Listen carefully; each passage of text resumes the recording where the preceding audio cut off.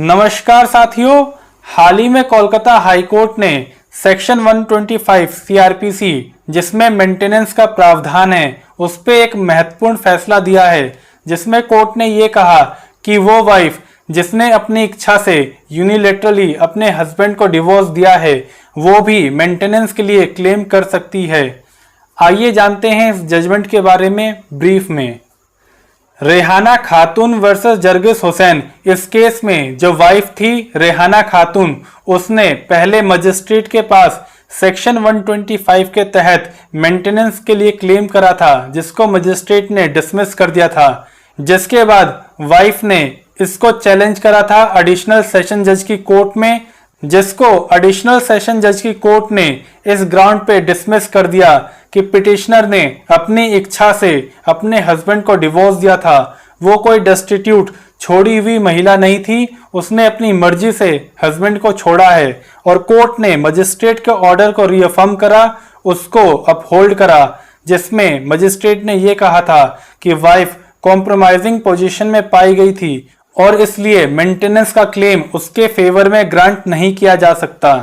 इस एप्लीकेशन को डिसमिस करते हुए एडिशनल सेशन जज ने यह कहा कि क्योंकि इस केस में वाइफ ने अपनी इच्छा से अपने हस्बैंड को छोड़ा था, इसलिए हस्बैंड की साइड से कोई भी ऑब्लिगेशन नहीं है कि वो वाइफ को मेंटेन करे, और साथ ही इस केस में कोई भी ऐसा एलिमेंट नहीं शो किया गया जिसमें हस्बैंड की साइड से कोई क्रूरलिटी या वायलेंस किया गया हो वाइफ पे, जिसकी वजह से वाइफ को मैट्रिमोनियल होम मजबूरी में छोड़ना पड़ा हो।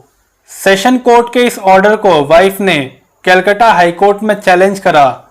जहां पर कोलकाता हाई कोर्ट के जज जस्टिस विवेक चौधरी ने यह कहा कि सेक्शन 482 सीआरपीसी के तहत जिसमें हाई कोर्ट को इनहेरेंट पावर दिया गया है, उसमें हाई कोर्ट के पास ये पावर है कि वो ट्रायल कोर्ट या रिवीजन कोर्ट के द्वारा दिए गए कोई गलत फैसले को सही कर सकती है, उसको रेक्टिफाई कर सकती है।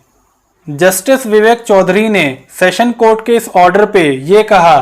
कि ट्रायल कोर्ट ने और फिर सेशन कोर्ट ने दोनों ने ही गलत फैसला लिया है। उन्होंने कहा कि ट्रायल कोर्ट ने सबसे पहले ये गलत फैसला लिया कि वाइफ को मेंटेनेंस का अधिकार नहीं है, और जब वाइफ रिवीजन के लिए रिविजनल कोर्ट में गई तो वहां पे रिविजनल कोर्ट ने इस ग्राउंड पे कि वाइफ कॉम्प्रोमाइजिंग सिचुएशन में पाई गई थी किसी थर्ड पर्सन के साथ और हस्बैंड ने उसको देखा था, इस ग्राउंड पे उसको मेंटेनेंस नहीं मिलेगा। ये दोनों ही फैसला गलत है। इसके बाद हाई कोर्ट ने मेंटेनेंस पे जो सेटल्ड लॉ है उसको रीआइटरेट करते हुए ये कहा कि जो डिवोर्स्ड वाइफ है उसका हमेशा ये अधिकार होगा कि उसको मेंटेनेंस दिया जाए जब तक उसकी दोबारा शादी ना हो जाए या फिर वो अपने को मेंटेन करने के लिए सक्षम ना हो जाए।